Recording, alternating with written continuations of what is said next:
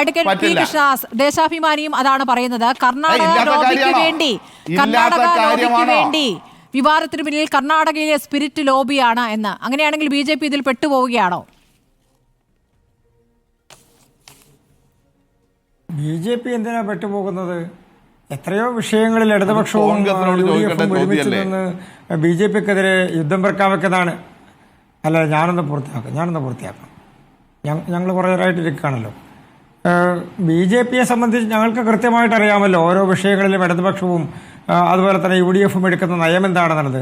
BJPക്കെതിരാണെങ്കിൽ ഒരുമിച്ച് നിന്നുകൊണ്ട് BJPക്കെതിരായിട്ട് രാഷ്ട്രീയ നയം രൂപീകരിക്കുക എന്നുള്ളത് കുറേ കാലമായിട്ടുള്ളതാണ്. ഇവിടുത്തെ പ്രധാനപ്പെട്ട പ്രശ്നം എന്താണ്? സ്മൃതി ചോദിക്കുന്ന ഓരോ കാര്യങ്ങൾക്കും മറ്റ് വിഷയങ്ങളെക്കുറിച്ച് പറഞ്ഞ് ഈ ചർച്ചയുടെ പ്രധാനപ്പെട്ട ക്രക്സിൽ നിന്ന് മാറിപ്പോവുക എന്നുള്ളതിനേക്കാൾ അപ്പുറത്ത് സർക്കാരിൻ്റെ ഏതെങ്കിലും ഒരു നടപടിയെക്കുറിച്ചല്ലല്ലോ ഇടതുപക്ഷത്തിൻ്റെ പ്രതിനിധി സൂചിപ്പിക്കുന്നത്. ആ കമ്പനിയുടെ ഒരു മാനേജർ വന്ന് മാനേജർ പറയേണ്ട കാര്യങ്ങളെ സംബന്ധിച്ച് പറയുന്നത് പോലെ തന്നെ എല്ലാം അല്ലാത്ത ഏത് കാര്യമാണ് ഞാൻ പറഞ്ഞത്? അല്ല, ഒന്ന് പറയൂ. ഈ വിഷയവുമായി ബന്ധപ്പെട്ട അല്ലാത്ത മറ്റു വിഷയം ഞാൻ ഏതാ പറഞ്ഞത്? അതൊന്ന് പറയും. എനിക്ക് കേൾക്കാൻ താല്പര്യമുള്ളതുകൊണ്ടാണ്.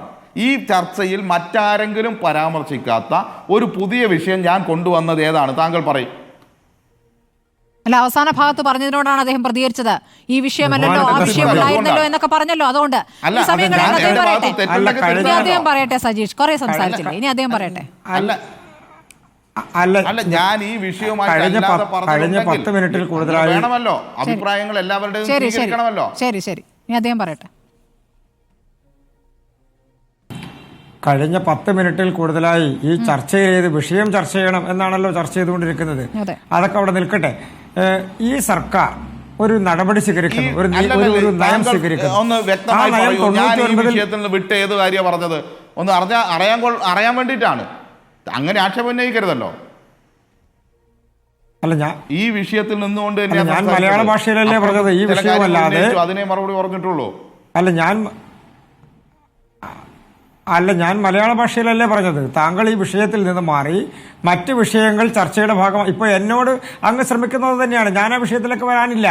ഈ ബ്രൂവറിയുമായി ബന്ധപ്പെട്ടുകൊണ്ട് 99-ൽ ഇടതുപക്ഷ ഗവൺമെന്റ് സ്വീകരിച്ചിട്ടുള്ള ഒരു നിലപാടുണ്ട്. അത് തിരുത്തുന്നതിൽ തെറ്റില്ല, അതവർക്ക് തിരുത്താം. പക്ഷെ ആർക്ക് വേണ്ടി തിരുത്തുന്നു എന്നുള്ള ആവേശം കാണുമ്പോഴാണ് നമ്മൾക്ക് സംശയമുള്ളത്. ഡൽഹി മദ്യനയ അഴിമതിയുമായി ബന്ധപ്പെട്ടുകൊണ്ട് ഈ കമ്പനിക്ക് കേന്ദ്ര അനുമതി ഉണ്ടെന്നാണല്ലോ പറയുന്നത് ഈ സർക്കാർ. എന്നാലൊന്ന് പുറത്തുവിടട്ടെ.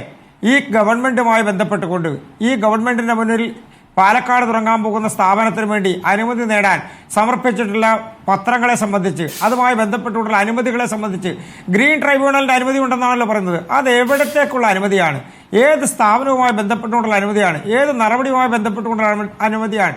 ഈ കമ്പനി ഈ സർക്കാരിന് മുൻപിൽ നിങ്ങൾ ഭരിക്കുന്ന സംസ്ഥാനത്തൊക്കെ ഈ കമ്പനി അവരുടെ പദ്ധതിക്ക് വേണ്ടിയിട്ടുള്ള അവർ ഈ നിലവിൽ രാജ്യത്ത് 21 കോടി ലിറ്റർ ഉൽപ്പാദിപ്പിക്കുന്നുണ്ടല്ലോ. നിങ്ങൾ ഭരിക്കുന്ന UPയിലും അതുപോലെയുള്ള സംസ്ഥാനങ്ങളിലൊക്കെ പൂട്ടുവോ? നാളെ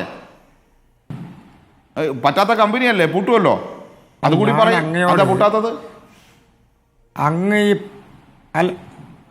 ഈ പാനലിലെ മറ്റുള്ളവരോട് പറഞ്ഞ അതേ തിരിച്ചു പറയണ്ടല്ലോ എന്ന് വിചാരിച്ചിട്ടാണ്.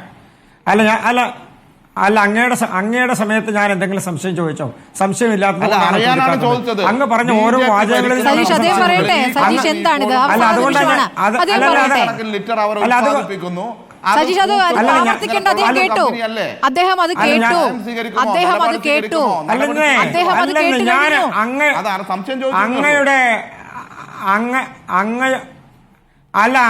അതേ സംശയത്തോടെ തിരിച്ചു ചോദിക്കുകയാണ്. അങ്ങയുടെ ഈ തന്ത്രമുണ്ടല്ലോ, അതായത് ആ കമ്പനിയെ എങ്ങനെയെങ്കിലും വെള്ളപൂശി ഡൽഹി അഴിമതിയുമായി ബന്ധപ്പെട്ടുകൊണ്ട് ഡൽഹിയിലെ മുഖ്യമന്ത്രി അടക്കമുള്ള ആളുകൾ അകത്തു പോയിട്ടുള്ള അഴിമതിയുമായി ബന്ധപ്പെട്ടുകൊണ്ട് ആ കമ്പനി കേരളത്തിലേക്ക് വരുമ്പോൾ അങ്ങ് പറയുന്നത് 20-25 കൊല്ലം മുമ്പ് 87-ലോ 88-ലോ 90-ലോ ഒക്കെ തുടങ്ങിയിട്ടുള്ള ആ കാലഘട്ടങ്ങളിൽ ആരാ ഭരിച്ചതെന്ന് പരിശോധിച്ചോളൂ, നമുക്ക് നോക്കാമല്ലോ.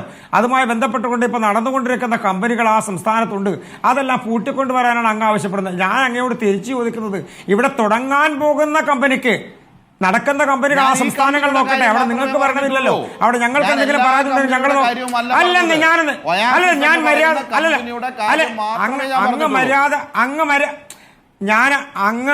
അല്ല, അങ്ങ് മര്യാദ വിടുന്നത് കൊണ്ട് ഞാൻ മര്യാദ വിടുമെന്ന് വിചാരിക്കേണ്ട. ഞാൻ മര്യാദയോട് കൂടിയിട്ടാണ് പറയുന്നത്. അങ്ങയുടെ സമയത്തിൽ ഞാൻ ഇടപെട്ടിട്ടില്ല, ഇടപെടേണ്ട. രണ്ടാമത്തത്, ഈ കമ്പനി പറയുന്നില്ല. ഞാൻ ചോദിക്കുകയാണ്,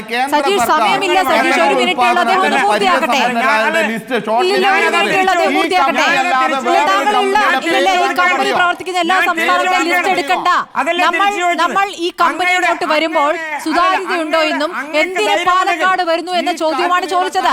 പാലക്കാട് എന്തിന് തെരഞ്ഞെടുത്തു എന്ന ചോദ്യമാണ് ചോദിച്ചത് അല്ലേ? അങ്ങക്ക് ധൈര്യമുണ്ടെങ്കിൽ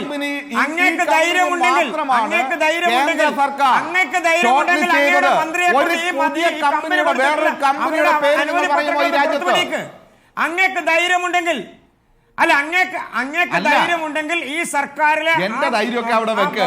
താങ്കൾ രണ്ടാമത്തെ ഒരു കമ്പനിയുടെ പേര് പറയും. താങ്കൾ രണ്ടാമത്തെ കേന്ദ്ര സർക്കാർ ഷോർട്ട് ലിസ്റ്റ് ചെയ്ത രാജ്യത്തെ പൊതുമേഖലാ കമ്പനികൾക്ക് എത്തനോൾ കൊടുക്കാനുള്ള രണ്ടാമത്തെ ഒരു കമ്പനിയുടെ പേര് താങ്കൾ പറയേ. അല്ല, നിങ്ങൾ പറയേ. കേന്ദ്ര സർക്കാർ കേന്ദ്രാനുമതിയുള്ള കമ്പനിയാണ് എന്ന കാര്യത്തിൽ തർക്കമില്ല. കേന്ദ്രാനുമതിയുള്ള കമ്പനിയാണ്. ഈ കമ്പനി വിവിധ സംസ്ഥാനങ്ങളിൽ പ്രവർത്തിക്കുന്നു.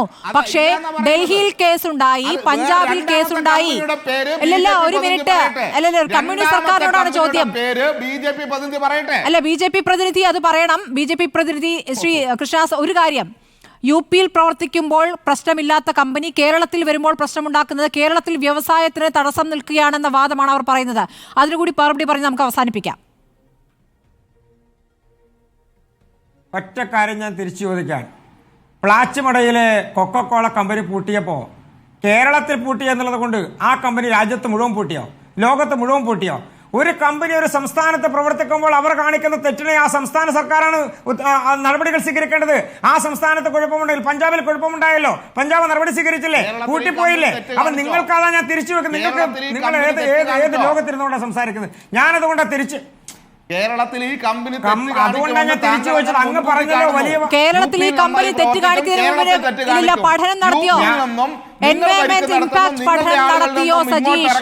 പ്രാഥമികമായി നടത്തേണ്ടത് എൻവയോൺമെന്റ് ഇമ്പാക്ട് പഠനം നടത്തിയോ? ഈ കേരളത്തിൽ എങ്ങനെ ഈ കമ്പനി തെറ്റ് കാണിക്കും? ഇപ്പോ കേരളത്തിൽ എങ്ങനെ ഈ കമ്പനി ഇപ്പൊ തെറ്റ് കാണിക്കാതിരിക്കാനല്ലോ അവർ നടപടി സ്വീകരിക്കുന്നത്. അവരുടെ അനുമതിയുമായി ബന്ധപ്പെട്ടുകൊണ്ട് കൊടുക്കുന്ന രേഖകൾ പുറത്തുവിട്ടിട്ടെന്ന് നിബന്ധനകളും നിയമങ്ങളും എല്ലാം ആ പ്രാഥമികമായ അനുമതി കഴിയൂ. ശരി, നമുക്ക് നോക്കാം. ഏതായാലും ഇനി സഭയിലേക്കും വിഷയം വരികയാണല്ലോ. പ്രതിപക്ഷത്തിന് കൂടുതൽ തെളിവുകൾ, അഴിമതി എന്ന ആരോപണം ഉന്നയിക്കാനുള്ള തെളിവുകൾ പ്രതിപക്ഷത്തിന്റെ പക്കലുണ്ടോ എന്ന് നോക്കാം. തിരിച്ച് കൃത്യമായി കുറച്ചുകൂടി വ്യക്തമായ മറുപടി എക്സൈസ് മന്ത്രിക്കുമുണ്ടോ എന്ന് നോക്കാം. നമുക്ക്